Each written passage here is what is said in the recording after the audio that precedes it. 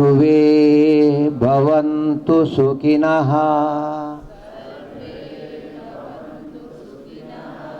ಸರ್ವೇ ಸಂತು ನಿರಾಮಯ ಸರ್ವೇ ಭದ್ರಾಣಿ ಪಶ್ಯಂತು ಮಾ ಕಶ್ಚಿತ್ ದುಃಖ ಭಾಗ್ ಭವೇತ್. ಓಂ ಶಾಂತಿ ಶಾಂತಿ ಶಾಂತಿ.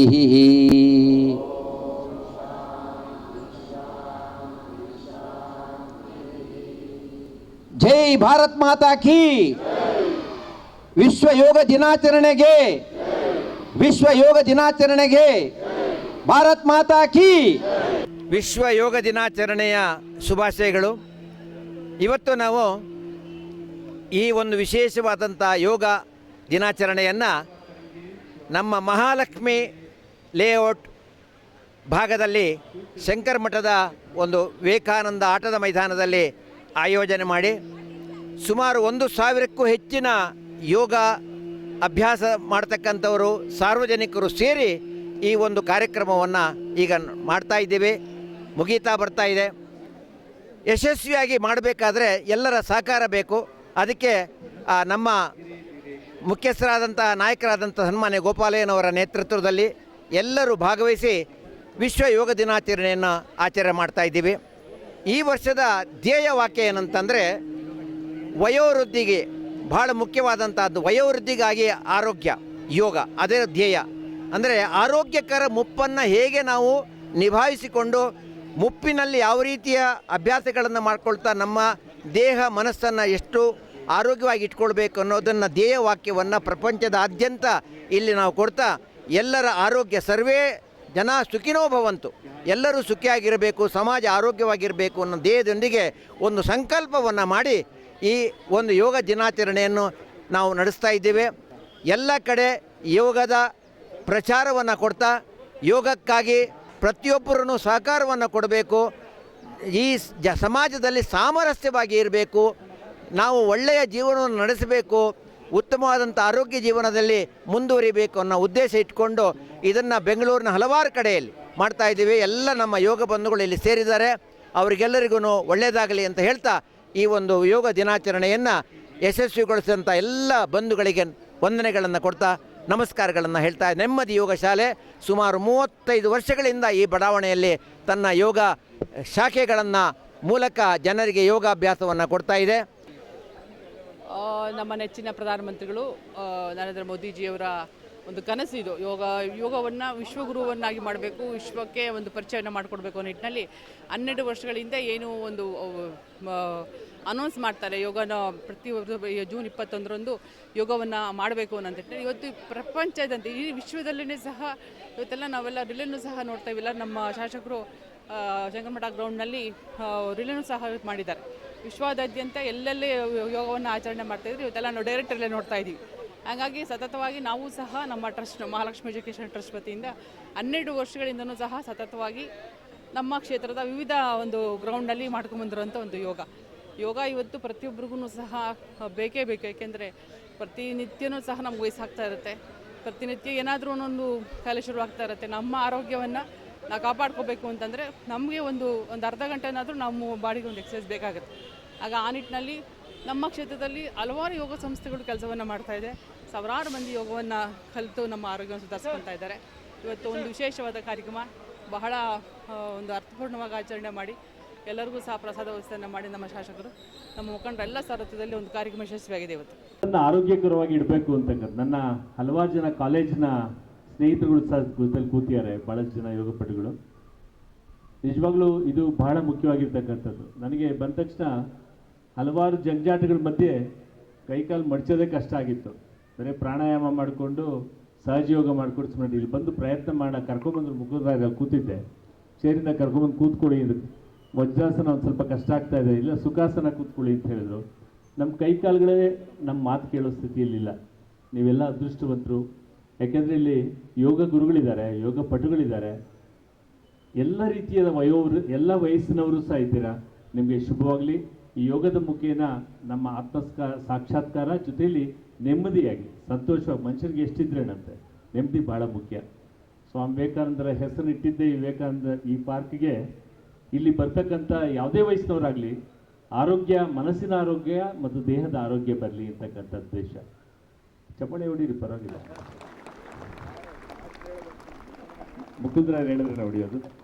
ಯಾಕೆಂದರೆ ನಾನಾಗಲಿ, ಹರೀಶ್ ಆಗಲಿ, ಗೋಪಾಲನವರಾಗಲಿ ಅಥವಾ ಈ ಭಾಗದಲ್ಲಿ ಪಾಲಿಕೆ ಸದಸ್ಯರಾದವರು, ಶಾಸಕರು ಎಲ್ಲ ನಮ್ಮ ಉದ್ದೇಶ ಇವತ್ತು ಎಲ್ಲರಿಗೂ ಆರೋಗ್ಯ ಬರಬೇಕು ಅಂತೇಳಿ. ಎಲ್ಲ ರೀತಿಯಾದ ಗಿಡ ಮರಗಳಿವೆ, ದಯವಿಟ್ಟು ಇದನ್ನು ಕಾಪಾಡಿ, ಇದನ್ನು ರಕ್ಷಿಸಿ. ಬೆಳಗ್ಗೆ ಅಷ್ಟೇ ಹೋಮ ಆಗಿದೆ, ಹಲವಾರು ಕನಸುಗಳನ್ನ ಇಟ್ಕೊಂಡು ಬಂದಿದ್ದೇವೆ ನಾವೆಲ್ಲ.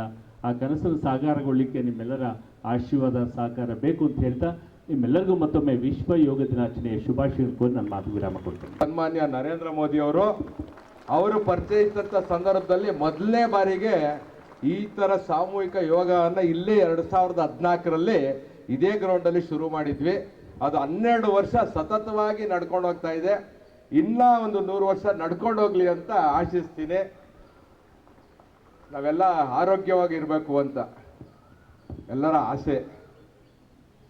ಆದರೆ ಇವತ್ತಿನ ದಿನ ಒಂದು ಏನಪ್ಪ ಕಾಡ್ತಾ ಇರೋ ವಿಷಯ ಏನಪ್ಪ ಅಂದರೆ ಈ ಓಲ್ಡ್ ಏಜ್ ಹೋಮ್ಗಳು ಜಾಸ್ತಿ ಆಗ್ತಾ ಇದೆ. ಅದು ಕಮ್ಮಿ ಆಗಬೇಕು.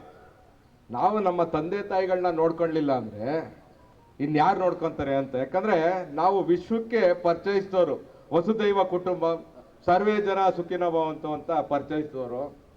ಇವತ್ತು ಅದನ್ನು ಕಮ್ಮಿ ಮಾಡಬೇಕು. ಆ ನಿಟ್ಟಿನಲ್ಲಿ ನಾವೆಲ್ಲ ಇಲ್ಲಿ ಕೂತಿರೋರೆಲ್ಲ ಪ್ರತಿಜ್ಞೆ ತಗೊಂಡ್ವಿ. ಈಗ ತಾನೇ ಮುಕುಂದರಾಯರು ಪ್ರತಿಜ್ಞೆ ಒಂದು ತಗೊಂಡು ಅದ್ರ ಜೊತೆಗೆ ಅದು ಸೇರಿಸ್ಬೇಕು ಸರ್. ನಮ್ಮ ತಂದೆ ತಾಯಿಗಳನ್ನ ನಾವೇ ನೋಡ್ಕೊತೀವಿ, ಯಾವುದೇ ಕಾರಣಕ್ಕೂ ನಾವು ವೃದ್ಧಾಶ್ರಮಕ್ಕೆ ಸೇರಿಸಲ್ಲ ಅಂತ ನಾವೊಂದು ಪ್ರತಿಜ್ಞೆ ತಗೋಬೇಕು. ಯಾಕಂದರೆ ನಮ್ಮದು ಎಲ್ಲ ಧರ್ಮಕ್ಕೂ ಆರಂಭ ಗೊತ್ತಿದೆ, ಯಾರು ಸ್ಟಾರ್ಟ್ ಮಾಡಿದ್ರು, ಯಾವಾಗ ಸ್ಟಾರ್ಟ್ ಆಯಿತು ಅಂತ. ಎಲ್ಲ ಧರ್ಮಕ್ಕೂ ನಮ್ಮದು ಪ್ರಪಂಚದಲ್ಲಿರೋಂಥದ್ದು. ಆದರೆ ಸನಾತನ ಧರ್ಮಕ್ಕೆ ಇವತ್ತವರೆಗೂ ಯಾರು ಶುರು ಮಾಡಿದ್ರು ಅಂತ ಗೊತ್ತಿಲ್ಲ, ಅದಕ್ಕೆ ಅಂತ್ಯನೂ ಇಲ್ಲ. ಯಾಕಂದರೆ ಸಾವಿರಾರು ವರ್ಷ ದಾಳಿ ಆದರೂ ನಮ್ಮ ಸನಾತನ ಧರ್ಮ ಉಳ್ಕೊಂಡಿದೆ.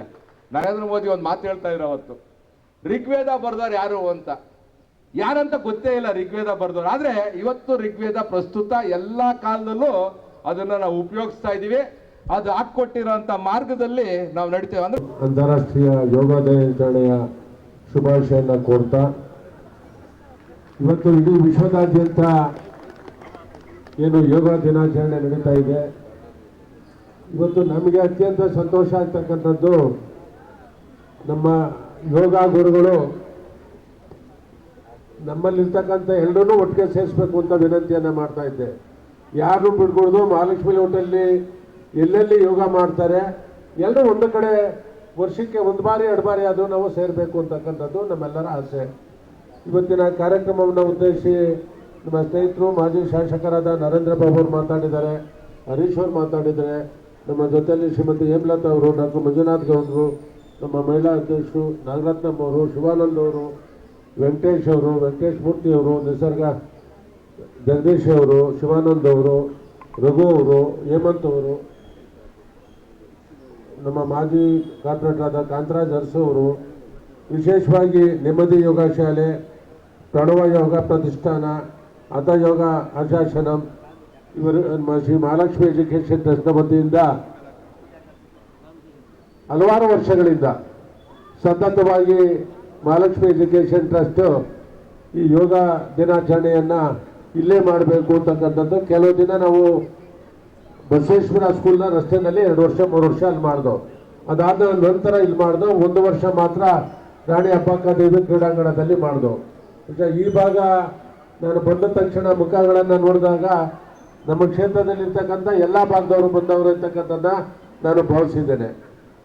ಇವತ್ತು ಯೋಗದಿಂದ ಭಾರತಕ್ಕೆ ಪ್ರಧಾನಮಂತ್ರಿ ನರೇಂದ್ರ ಮೋದಿಜಿಯವರು ಈ ಯೋಗವನ್ನು ಪರಿಚಯನ ಮಾಡಿಕೊಟ್ಟು ಪ್ರತಿಯೊಬ್ಬರ ಆರೋಗ್ಯವನ್ನು ಭಾರತದಲ್ಲೆಲ್ಲ ವಿಶ್ವದಲ್ಲೇ ಕಾಪಾಡಬೇಕು ಅಂತಕ್ಕಂಥದ್ದನ್ನ ಅವರ ಧ್ಯೇಯ ಏನಿದೆ. ಇವತ್ತು ವಿಶ್ವದಾದ್ಯಂತ ನೂರಾರು ಕಡೆ, ಸಾವಿರಾರು ಕಡೆ ಯೋಗವನ್ನು ಮಾಡ್ತಾ ಇರ್ತಕ್ಕಂಥದ್ದು, ರಿಲೇ ಆಯ್ತಾ ಇರ್ತಕ್ಕಂಥದ್ದು ತಾವೆಲ್ಲ ನೋಡ್ತಾ ಇದ್ದೀರಾ. ನಿಮ್ಮೆಲ್ಲ ರೀತಿಯ ನಿಮಗೆ ನಾನು ಶಾಸಕನಾಗಿ, ನಿಮ್ಮಲ್ಲೊಬ್ಬ ಅಣ್ಣ ತಮ್ಮನಾಗಿ ಯೋಗಕ್ಕೆ ಎಲ್ಲ ರೀತಿಯ ಸಂಪೂರ್ಣವಾದ ಸಹಕಾರವನ್ನು ನನ್ನ ಕ್ಷೇತ್ರದಲ್ಲಿ, ನನ್ನ ಕ್ಷೇತ್ರದ ಹೊರಗಡೆ ಇರ್ಬೋದು, ಶಾಲಾ ಕಾಲೇಜುಗಳಲ್ಲಿ, ದೇವಸ್ಥಾನದಲ್ಲಿ, ನನ್ನ ಶಾಸಕರ ಕಚೇರಿನಲ್ಲಿ, ಪಾರ್ಕ್ಗಳಲ್ಲಿ ಎಲ್ಲೆಲ್ಲಿ ಅವಶ್ಯಕತೆ ಇದೆ ಅಂತ ಕಡೆ ನಿಮ್ಮ ಮೊದಲನೇ ಆದ್ಯತೆಯನ್ನು ಕೊಟ್ಟಿದ್ದೇನೆ. ಮುಂದೆನೂ ಸಹ ಕೊಡ್ತೇನೆ. ನಿಮ್ಮೆಲ್ಲ ಕಾರ್ಯಕ್ರಮಗಳಿಗೆ ಸಂಪೂರ್ಣವಾದ ಸಹಕಾರವನ್ನು ಕೊಡ್ತೇನೆ ಅಂತಕ್ಕಂಥ ಮಾತನ್ನು ಹೇಳಿ ನಾನು ತಮ್ಮನ್ನೆಲ್ಲ ಕೇಳ್ಕೊಳ್ತಕ್ಕಂಥದ್ದು, ಪ್ರಧಾನಮಂತ್ರಿ ನರೇಂದ್ರ ಮೋದಿಜಿಯವರು ಅವರ ಆಡಳಿತಾವಧಿ 12 ವರ್ಷ ತುಂಬಿದೆ.